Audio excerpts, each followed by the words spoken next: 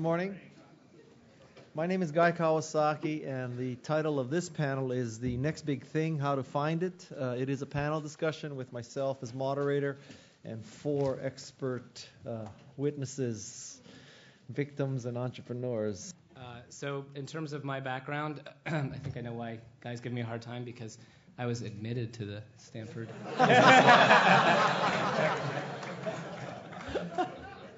And I'm a graduate from the class of 1993. And it was really Stanford that got me exposed to technology and entrepreneurship. I came out of Stanford in 93, went to Intuit, which at that point was a pretty small company just going public, and was in charge of the Quicken product for a few years. That was, at that point, just an old-fashioned shrink-wrap software product that was on a floppy disk and went into a box in a retail store. And 3 years later, it had gone through a bunch of transformations to an online-enabled and multimedia product and then internet product. And that's what set me off on my entrepreneurial ways. I left Intuit in 1996 and started Baby Center, which is the leading internet retail and information providing site for new parents, which is now a division of Johnson & Johnson. And we also spun out of that company a division was called Consumer Health Interactive that basically took a lot of the kind of personalization technology and things that we were doing for the new parent market, and we sold that to health plans to help them better market to and communicate with their members. That company is called Consumer Health Interactive, and now is a division of Advanced PCS. And now I run, co-founded with the same guy, Mark Selka, who was also a classmate who I met here from class of 93, run a company called Merced Systems, which is a call center performance management software company. We basically take all the data from all the different systems that exist inside a call center and package it up and give everyone personalized views into how they're doing, from the frontline people who are answering the phone all the way on up through the management chain. And we're about a 2.5-year-old company based here in Redwood Shores. All right, thank you. Mike? Well, I was an undergraduate here and a business school graduate.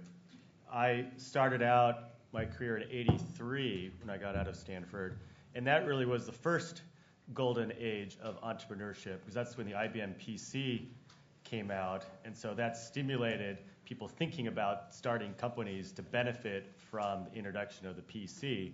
So it really was a precursor to internet mania that we experienced from, say, 95 to 2000, where everyone wanted to start a company. And so, in fact, I helped organize one of the first conferences on entrepreneurship here at the GSB in '83.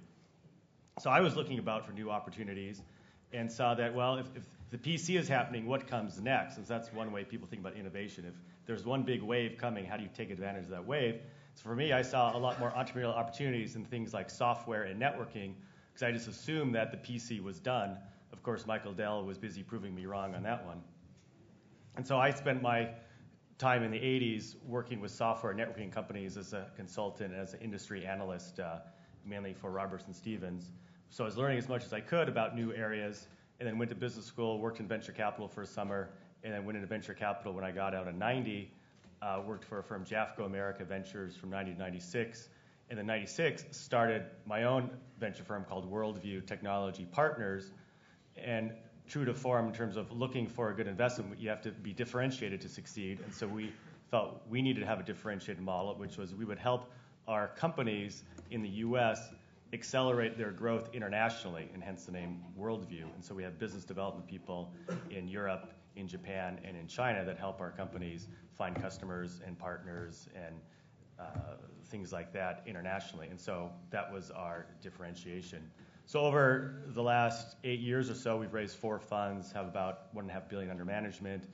In my 15 years in venture capital, I've invested in really all areas, ranging from biotech, telecom, software, semiconductors, and even internet, and I've actually made money in all these areas too. So my job experience has been to go around identifying and researching new opportunities, then analyze them, invest in them, and then help build those companies. And looking back at our successful investments, they did have a true innovation. Of course, a lot of companies, and even some of our investments, claim they had a true innovation, but in retrospect, it really wasn't a true innovation, or competition caught up, or they didn't execute. So it's really hard to find a true new innovation that can be commercialized successfully and lead to a successful company. So I found, in my experience, that I had to find the proper balance between optimism and pessimism. Since most companies prove not to be successful investments, you have to be pessimistic to some degree to screen those out quickly. But at the same time, you have to be able to flip the switch and know when to be optimistic and step up and make the investment. Then once you make the investment, then you have to work to minimize the risk of that. So then, while you're taking a risk, you also have to be a risk minimizer. So there's this real back and forth in terms of attitude that you have to have when you're working with new companies. Okay, got it. All right. Mark? My name is Mark Gainey. Background is short and simple. I went to Harvard as an undergrad, and then I was rejected here as well. So I never had the chance to attend any business school, for that matter. Came out of Harvard in '90. The only highlight I'll mention there was it was my first time to be an entrepreneur. Junior and senior year, we started a concessions business selling to non-mainstream sporting events. Best margin business we ever had. Hot dogs we bought at 7-Eleven for 7 cents and sold them for $3. So I'll tell you what, that was the beginning of a great career. I graduated from there and joined a venture capital firm, TA Associates. I came out here and worked for them for 4.5 years as an associate, dialing for deals. I was one of those guys looking for investment opportunities for the partners, which was great. I got paid to go to business school. I spent 4.5 years talking to entrepreneurs and traveling over the country, meeting with some very unusual people. And I caught the bug. So in September of '95, I quit my job. I'd been married 6 months. She didn't know what she was getting into, so I quit and said, I'm going to go start a company. Have no idea what it is, but we're going to have some fun. And tried to start a sports company called Kana Sports. In fact, that's how it was incorporated. And lo and behold, 3 years later, was running a 1,200-person enterprise software company. So, Is there a story there? There's a whole lot of stuff in between, but we can save that for later. Suffice to say, we found a good idea in the process. It started as a sports company? That's right. Yeah, we started trying to find sports-related opportunities because that's my passion. So I started there, and in the process of looking for a problem related to sports, we came across this little problem that all these sporting good companies were having a horrible time answering their customer email. So we decided we were going to be a sports IT company that would solve that email problem for the sports guys and then do other things for the sports guys. And it turned out that email problem was way bigger than we ever thought. And what is it today? What is Kana today? Yeah. Kana is still a publicly traded company in the CRM space that offers a handful of sort of online customer communication solutions. Okay. Dave? My name is Dave Whorton. My background is both an entrepreneur and as a venture capitalist. I started out as an entrepreneur very young. I threw newspapers and mowed lawns, and I took the proceeds of that and tried to corner the silver market with the Bass brothers and lost all my money. So that was my first experience at a very young age. My dad thought I was crazy to take all that savings and do it, and it was a great lesson. I still have a very large box of silver sitting out in my garage that remind myself it's okay to take risk. I went to Berkeley, and I worked at Hewlett-Packard through my entire experience at Berkeley, and I found that the big company environment was not for me, and just reinforced the idea that I wanted to be an entrepreneur. So coming out of Berkeley, I joined Bain & Company in the San Francisco office, spent 3 years there, worked with financial services companies on strategy as well as advanced manufacturing companies. And I liked it a lot, but I often felt they didn't get to the right issue. The right issue was often the people that hired Bain were the people that should be fired, and I thought that was an interesting conundrum. That we're trying to help these people, they don't seem to know how to run their businesses. And so that didn't really appeal to me. But Bain's a great place to work for a while. So I wanted to start a company. And a lot of my colleagues were heading off to Harvard and Stanford Business School. I just wasn't ready. I felt like there was more to be done. And I had the good fortune of meeting a gentleman who was in his 50s that had designed the CO2 laser in the mid-'60s, and he had a company up in Santa Rosa, and I helped him moonlighting on his business to raise some capital and think about restructuring when he was approaching the market. This is when I was about 24. He asked if I'd come run his company for him. So I joined it. We raised some capital, raised $1 million total, and I ran that for 3 years, general manager and president. And we got that from being a prototype in a lab to being a company we're selling about $6 million. It's not a lot, but we're selling $6 million, turning a profit, never raised any more money after that first $1 million, and sold it for about $28 million. So it was a nice little experience in my mid-20s. I was looking for a job after this, and bumped into somebody on a plane who worked at a venture capital firm. I said, what do you guys do? And we had a nice conversation. They introduced me to their firm. It was Interwest Partners. I ended up joining there for a year and a half and getting kind of my first exposure to venture capital.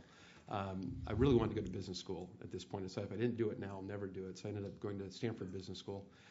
At Stanford, I was very excited about starting another company.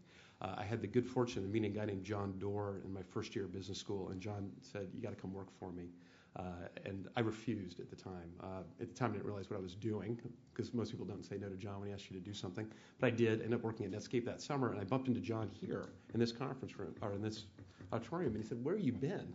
I said, well, I worked at Netscape and thinking about starting a company. And he said, no, you're not going to do that. You're going to come work with us at Kleiner Perkins for a few years. And I said, well, there are two conditions. One is you have to back me to start a company after I do this for a couple of years. And two is I have an idea for a company I want to start. Can I incubate that when I get to Kleiner? And he said, sure, we'll do both of those things.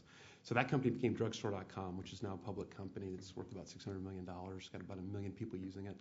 And I helped incubate 5 companies while I was at Kleiner, do about 6 investments. And then about 2 years into it, it was time for me to go. And so it took about a year to extract myself from Kleiner.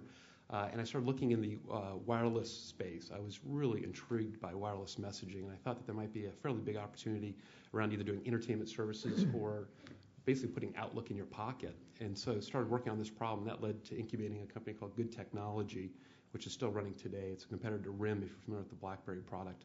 So I was the founding CEO of that for the first year, and was the executive chairman for almost 2 years. Left that into last year, a little more than that, I guess. Yeah, time flies. A little over a year ago, and joined TPG Ventures, and now I'm back into venture capital, investing in early stage entrepreneurs, hopefully pursuing big ideas. All right. I guess the first question I'd give to the panel, because the panel seems to have experience in both, and I mean each person has experience in both, is do you think that working as a venture capitalist is a logical, valuable path to becoming an entrepreneur? Should a person who wants to be an entrepreneur think about working for a venture capital firm first? For a short amount of time. If you want to be an entrepreneur, do not spend too much time in a venture capital firm. If in about a year, you can get most of the insights you'll need to know that would be helpful in thinking about the market you're pursuing, partners you could work with, and getting the full support of the partnership. If it's 2, 3, particularly later in your career, maybe for Mark, since it was early in his career, that was fine. But later in your career, I think too much time doesn't serve you well. Okay. Any other thoughts? Yeah, I'd agree. I think a year or two, you would learn quite a bit about how investors think about opportunities and what are the wide range of opportunities out there. And you get introduced to a wide assortment of people, which can be helpful down the road. But I would agree that spending too much time in a venture firm would definitely, I think, be a negative for your entrepreneurial career. Yeah, I would argue there are 2 things that pop to mind. One is what Mike's alluding to, just there's a language to the investment community that you learn by working in the field, so that when it came to raising money, I just simply understood where the hot buttons were. I understood sort of what was necessary, what they needed. I came to appreciate that a venture firm's customer are their limited partners, and we as entrepreneurs are a means to an end in a sense. And you need to sort of understand that differentiation. The other thing that happened for me was it was an incredible network opportunity. It was a great way to meet lots of people quickly and lots of entrepreneurs. So I kind of laugh when you ask, but the venture opportunity, because it was largely my chance to meet other entrepreneurs, that was the value rather than the venture process. Okay. Any thoughts? This may seem random, but I remember a few years ago there was this speech that went around the internet that was supposedly written by Kurt Vonnegut. There was a graduate speech that was turned out to be written by a Chicago reporter. And she said one of the things to do in life was to live in the Bay Area for a year or two, but not longer, because you'll get soft. And so I would layer that comment on top of Dave's down there, that I think for a year or two you get good experience, but if you stay longer, you may get too soft to be an entrepreneur. Trying to stir up the panel like you asked. Yeah, He's right. A lot of entrepreneurs have a concept of a next big thing, and there are many sort of theories about how the next big thing enters into your brain. Some theories are that you saw a need that your company couldn't fulfill. You invented a technology and you really didn't know what could be used for. Other people believe, I see a big market, therefore I'll find a product or service to serve that market. So I would like for the panel to address, and I'll start with you, Matt, and just work the way down here. What do you think is the seed or the germination of a next big idea? I think it's a small idea. And that might be my personality or my view of looking at the world, but I think I had a hard time thinking about, what would be the next big idea, because my approach has just always been I think it's good to find a big area to play in, and that was how I kind of picked the markets that we were in. There was a deep vein of value, but I think it's often you really only see that it's a big idea after the fact, that you've taken twists or turns, that maybe you started as a sports company and ended up as a big CRM company.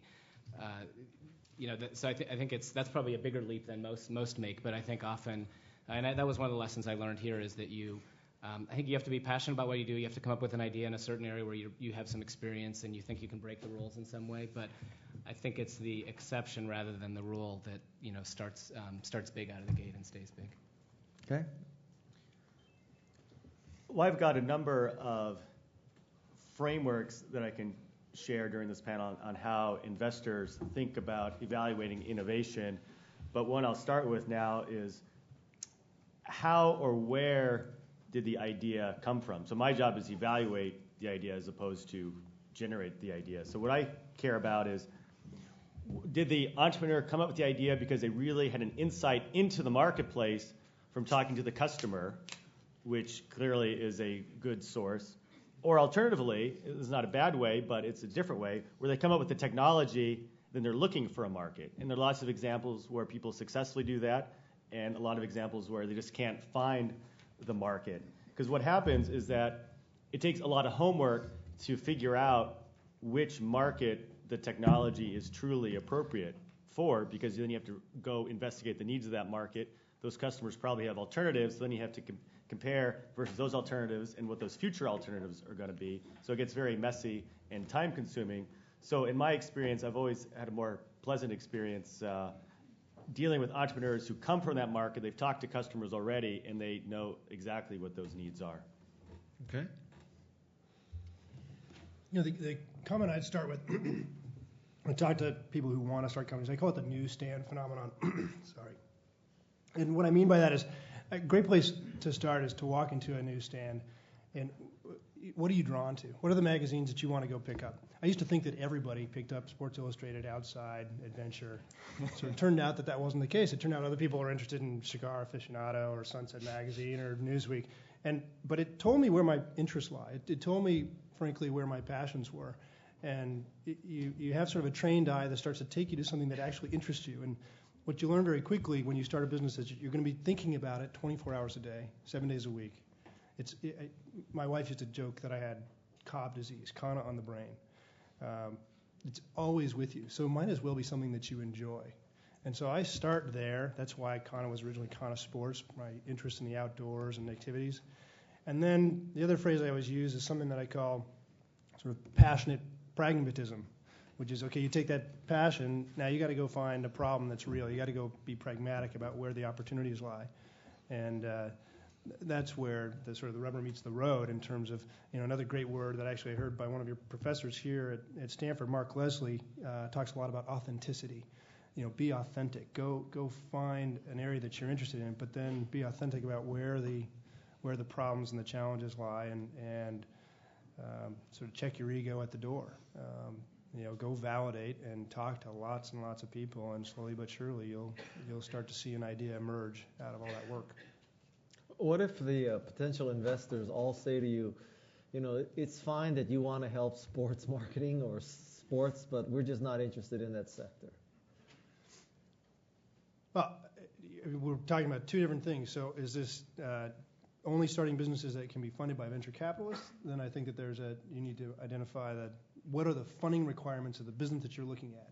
Mm-hmm. And if the funding requirements are going to require X millions of dollars to start with, you need to be very sensitive to what their needs are and how they're going to make returns. And you're right, there are probably few and far between that are going to invest in a local fitness center, so to speak. Right. It's still not to say that a local fitness center wouldn't necessarily be a good idea. You just have to think about other ways to fund it. I think many companies get more. Kana, a good example. So if the investor is giving you feedback on what they think is interesting, I'd say, yeah, embrace that. Say, okay, if you don't like this, what do you like? Because maybe you'll learn something that would be useful and you can incorporate it into your business. Okay. Dave, your thoughts on the germination of a next big thing? Well, I think fundamentally any big idea is not obviously a big idea at the beginning. And that's the fundamental problem, is if it was obvious, then it already would have been pursued by somebody else. So the trick is you have to, whether it be something that is an authentic interest to you, like Mark talked about, or you have a pain point in your life, or you see something with a customer base that you know well, you see as a gap that's not being served well. You have to have the courage, and going back to what Matt said, to realize that it's not going to be big at first. It can't be big, almost by definition, but it will suddenly become big. And then when it does become big, it is obvious to everybody. And everybody says, oh, I could have done that, which is always very interesting. So my direct experience with this was in the wireless messaging space. I talked to some people I had a great deal of respect for, and they told me it was a dinky little idea. In fact, one, which I will not name, said, which kind of reminds me of other coaching here, there will not be more than 100,000 users of wireless email by the end of this decade. And I said, that just doesn't feel right to me. I carry a two-way pager. I'm paging people all the time. I would really like to have my email, my contacts, my calendar synchronized all the time. And why in the world do I have to put it in a sync cradle when the thing's wireless connected 24/7? It made no sense at all to me. So I just kept pursuing this and talking to people and doing analysis and trying to break down what I thought the risks were. Eventually you get to the point where you say either it's kind of go or no go. As a more general process, what I did is I just, on my whiteboard, made a list of things that just kind of came to mind every day that I thought were pain points. I just kept that list up there. I'd force rank it, and this was kind of I'd call a very active process of entrepreneurship. And I'd start crossing off the ones where I found a fundamental flaw, just a fundamental flaw. The technology wasn't ready yet. Market wasn't ready yet. I didn't think it was a financeable company in the way it had been structured, and kept sorting them to the top. And then the funny thing is the same one kept kind of coming to the top, and I'd find something I didn't like about it, it'd bump down, and then it'd start going back up again. And pretty soon, and I give this gentleman a lot of credit, John Doerr said, that thing's been sitting in slot 1, 2, or 3 for 6 months. Just do that one. Let's just go do that one. Burn the bridges and let's get this one started. And that was the right level of encouragement I needed at that time. One thing I do want to say, too, about the process of working with venture capitalists, I think there's different types of venture capitalists, but a little bit to what Mike was saying. You want to approach them earlier, not later, because there is a process of having them help you form your ideas. They've seen a lot of things. They've seen a lot of markets. They've seen a lot of mistakes be made, a lot of risk. So if you find what you trust, I think it's very helpful to come in and say, look, I'm not trying to pitch you for money right now. I just want to engage you in a dialogue, in a discussion about something I think could be pretty interesting. And that's something, for example, I love doing. I think it's just a great way to kind of help develop ideas. Most venture capitalists are saying today, because of their experience with the dot-com phenomenon, that we're going back to fundamentals and we're looking for business models and not just selling dog food at a loss over the internet. Back to sound business practices and all the crap that everybody says when you're at the other side of the cycle. And if you were to apply that, you'd say, well, so venture capitalists are looking for proven teams, proven technologies, and proven traction. And in my opinion, that eliminates all next big thing, early stage ideas. So what's a person to do? I mean, we seem to be at a... Yeah, I want to get trapped in the generalization. I think you're right. There's a generalization there. But there are entrepreneurs that do want to figure this stuff out. They're willing to give you time and space and sit down. So, I mean, if any of these gentlemen came in to my office and said, look, I'd like to have 6 months with you to meet once every 2 weeks for an hour and just kind of work on ideas, you'd make the time. You just find it. Or maybe it's half an hour. Maybe it's getting a beer at 8:30 at night at the Goose or something like that. But again, I think that you're right. There's a tired group of venture capitalists. There's a group of venture capitalists that made a lot of money, but there's quite a few that still want to go help build these things. I think Mark's comment was relevant here too, which there's a lot of businesses that aren't venture funded, or tying Dave's comment together too, aren't venture funded for the initial year or two period. One thing I noticed just being around the school, kind of during the heady days, is the first thing you did was go out and talk to venture capitalists and try and raise money. And if you hear a theme, we didn't all talk about our backgrounds in our companies, but most of them were percolating around for a year or two. And it's not just venture capitalists where you can solicit ideas. There's customers and there's other people. And so I think you're much more likely in this environment, if you aren't a kind of proven team, proven all that kind of stuff, to realize that it's probably going to take a year or two, maybe on the side, maybe full time, and that you want to sort of hunt around and hone the idea and figure out the right market, and that you probably still have time at that point to get it funded and then let it grow for a little bit, and then it might become a big idea 3 or 4 years later. Well, to address Guy's somewhat cynical point of view about talking to venture capitalists, I would say it's incumbent on you to do some homework on your own to figure out who would be good for you to talk to. When I met with Matt ahead of time here, I congratulated him on finding an investor who I knew was a great fit for his company because I knew what their experience was, what their interests were. And so if you find a venture capitalist that is really knowledgeable and interested and supportive of the category that you're in, then it's a great relationship. And so you should do your own homework to figure out, well, which firms have an interest in the area that you are pursuing.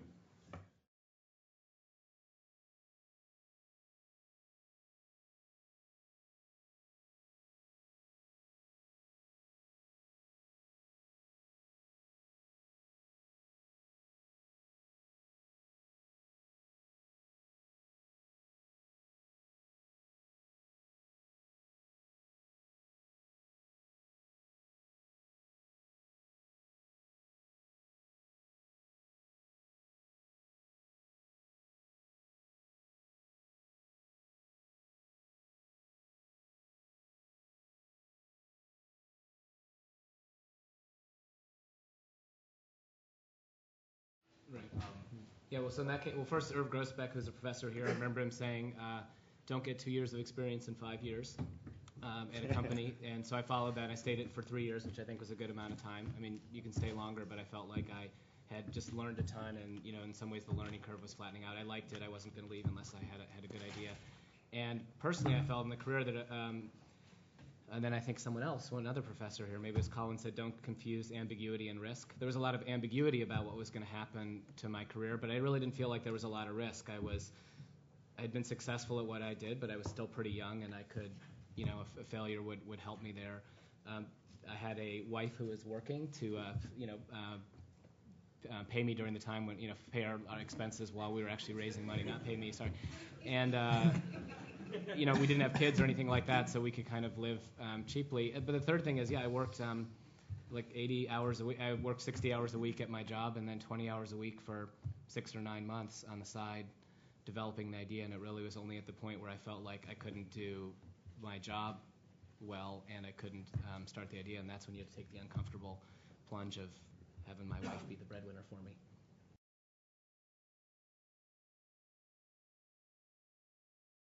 A simple answer is if the mere fact that you explained your idea makes it no longer defensible, you didn't have a defensible idea anyway.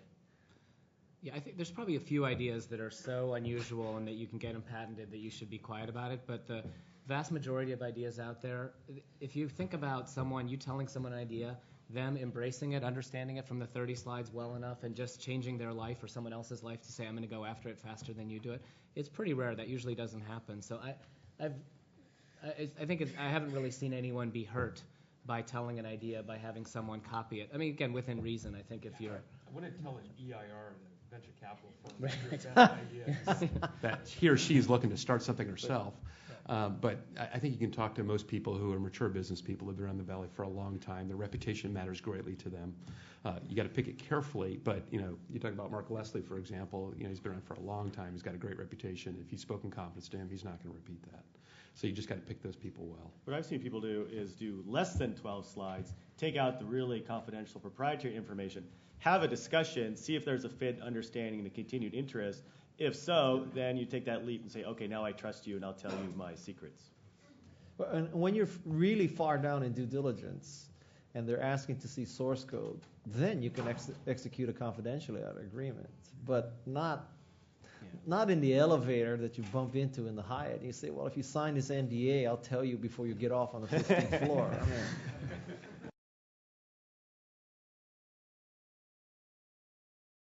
Yeah, and I put down two, knowing this was coming up. So one is relevant to all of us living here in the Valley, and the other is relevant to me personally. So, you know, I'm intrigued by eBay, period. And the way that I think about it today, I was fortunate enough to have them as a very significant customer at Kana.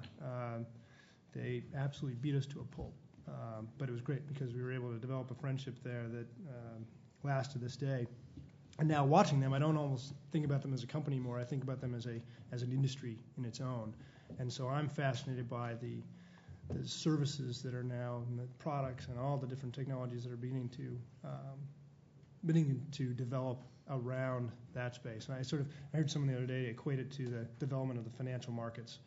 NASDAQ and New York Stock Exchange and sort of everything that came up around that. So for me personally, I find interest in that largely just because of the personal connection I had with them early on as sort of a vendor and partner with them, and just fascinated by, I just think it's gone into, it's morphed from a company into an industry. The other, and I'll go way off on the other side of the field, this goes to sort of passions and interests. So I've got now twin boys at home, 2.5 years old, and all you have to do is turn on headline news, read the newspapers and so forth. Here's a problem. The problem is childhood obesity. It's ridiculous. Now you see here, everybody's laughing. The problem is lack of sleep for the parents. Well, that is true as well. And my kids aren't obese yet, but I can tell you what. If you look at what I find fascinating is just starting around sort of these big generalized problems, and we can get into discussions around health and wellness. We can get around the challenges, whether it's what's happening. My kids, you know what one of their first words is now? I had to laugh watching Eric this morning. Google. My 2.5-year-old boys know Google. And they go, and we know to go to Google, and they want me to push images and then look up vacuums. So it's good and bad, right? Look up vacuums? They love vacuums, tractors, and lawn mowers. So we look for hours. These three things. Is your wife Japanese? What's that? Cars, not trucks. Exactly. I don't know. But I only bring it up in the sense that getting back to what you're asking, sort of big ideas, where there's chaos, there's opportunity. And there's chaos around the notion of what's happening to our children and our youth out there. We got childhood obesity, who's seeing the type 2 diabetes, and you want to get me passionate, I can spend the next hour talking about the statistics and what's happening out there on that front. But then it's, okay, so how do we solve it? How do we start to fix this? And whether it's fitness, whether it's getting kids outdoors again, whether it's changing diet, nutrition, whether it's addressing education, and I'm not talking not-for-profit. I'm talking, how do I go find business opportunities in the middle of that? Because it's chaos. I like chaos. Little treadmills. All right. Yeah.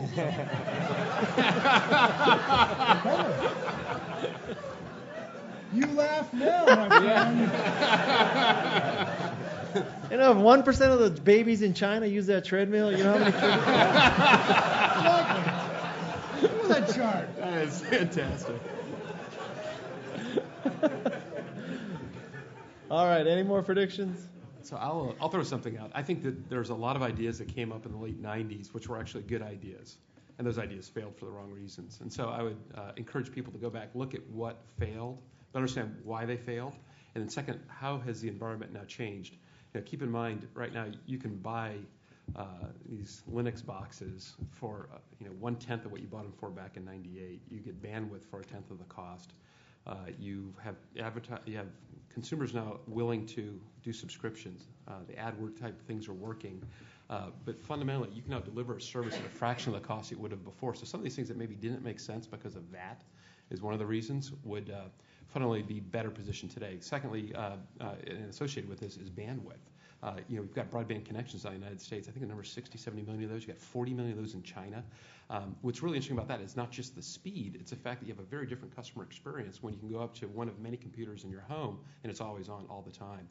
And so I think that's now something fundamental. So there may be some business ideas back then that, given this new set of both cost structure and the prices dropping fundamentally and access to always-on connections will make a difference. I think that ASPs are very interesting. Salesforce.com, I guess, is going to be going public this year. SuccessFactors is another one founded by a guy out of Stanford Business School. Katera, others. I think it's a very interesting way to deliver software. For those of you that heard Eric speak earlier this morning, these products can be implemented in a company in 2 days at almost no cost. Implementation fees are $5,000, $10,000, not millions and millions of dollars. And to make those highly successful, they have to be done in such a way that literally a person can pull up the screen, look at it, and know how to use the product. And I have a huge belief in kind of the intuit quickness of products. If you do that extremely well and you do that by an ASP, and you can deliver these low-cost structures, you can do things that were unimaginable 5 years ago. So I think ASPs are pretty interesting. Now, another one I think is going to be very difficult to capture here, but perhaps people here have an angle on this, is the Chinese internet. 40 million broadband users. That is incredible. It's absolutely incredible. And one of the things that I hear is that a lot of the best entrepreneurs in China are ones that actually had been over here for some period of time during the boom. And they're going back and starting these companies and doing a lot of things that they saw done here. And so I think they have their own bubble going on now. They do have their own bubble going on. It's funny because every time I talk to a venture capitalist, like, where have you been recently? Oh, I just got back from China. So maybe that's a problem. But those areas all feel very interesting. And I'm still personally a very big believer that and it's kind of to this point about how the infrastructure costs have gone down so substantially that there is going to be a lot of consumer internet applications and business internet applications to come in the future. Eric's point about there's lots of big rockets still ahead of us, I think, is absolutely correct. Okay. I think a lot of ideas will be resurrected. I think, though, that a lot of the ideas and investments being made today are in the category of more of an incremental improvement, because I made a list of what are the hot areas for investment today. It includes internet security, voice over IP, Wi-Fi, DSL related, improved data services for cellular like entertainment, gaming, and semiconductors for consumer electronics such as flat panel displays and RFID. So that's where dollars are flowing, but there are already established companies in each of those markets, and I'm not seeing any huge leaps in technology that are really going to change the playing field there. So that's why I say it's really incremental improvements. People are still can build successful companies, but it's not going to be a revolutionary company, I don't think. And so that's why there's so much investor interest in things like biotech. You said anything but biotech. Well, the reason people are excited is because there's still the potential to come up with something revolutionary, which would lead to a $1 billion plus revenue company, even though it's very risky and most of those companies aren't going to succeed. The ones that do succeed could be incredible home runs. So as I think about it, well, where are there not that many companies and not that many investment dollars flowing? Personal interest I have is in the intersection of IT, that is semiconductors, software, and wireless, with healthcare. So for monitoring bodily functions and improving healthcare, but applying new technologies to that, not bioscience technologies, but IT technologies. I see that as an underfunded area, and I just see continued miniaturization and continued improvement in various technologies helping improve that. So I'm making the bet that that's going to be a fertile area over the next 10 years. So you want a wireless chip on fat kids, basically. Yeah. Go to the treadmill. Go to the treadmill. Yeah, we got the idea. There it is. Okay. Time for the treadmill. Okay, Mr. Baby Center. Yeah. So if I were looking for ideas, I knew the same thing. I was like, I'm not going to be able to come up with anything because I'm so deep in my own company. But I would look in two areas. One, I think in the world there's a lot of products today.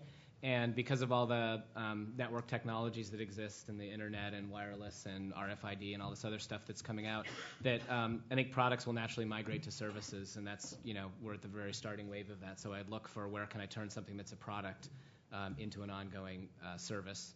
And the other areas in the home, I think, same kind of thing. There's just a lot of you can network things together now, and so many technologies in the home are effectively based on data and information, and it's not just music and photos and things like that. So I'd be looking at kind of home devices and ways of kind of new consumer products that take advantage of those technologies. And again, I think in both areas, this is where I shy away from the big idea. I think this is a world where it's hard to come up with a big idea, so I'd be looking for a sort of contrarian bet on some small part of something that could later grow to something big, and there's such areas I see a lot of area in those two kind of general themes, and hard to predict how they'll come about. So I think that makes for good entrepreneurial opportunities. Yeah. I guess I should take a stab at it too. I'm a big believer in micropayments for online digital content sales. I think that's going to happen. I used to be a big believer in secure encrypted email till Voltage turned me down as an investor. So what can I say? but I love micropayments for online content. So that's my thing. And I do believe we're out of time, right? So we are out of time, and I'd like you to thank the panelists for me.